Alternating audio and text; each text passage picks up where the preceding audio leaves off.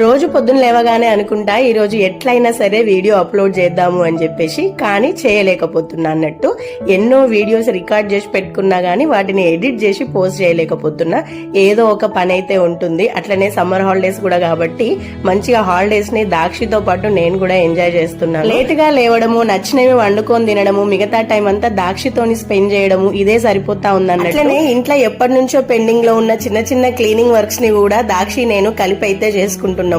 ఈ summer holidays లో screen time ని తగ్గించడానికి పిల్లల్ని మీరెట్లా ఎంగేజ్ చేస్తున్నారు అనేది చెప్పుర్రి. నేను ఎట్లా ఎంగేజ్ చేస్తున్నా అనేది చిన్న చిన్న వీడియోస్ రూపంలో మీరు పెట్టమంటే పెడతాను.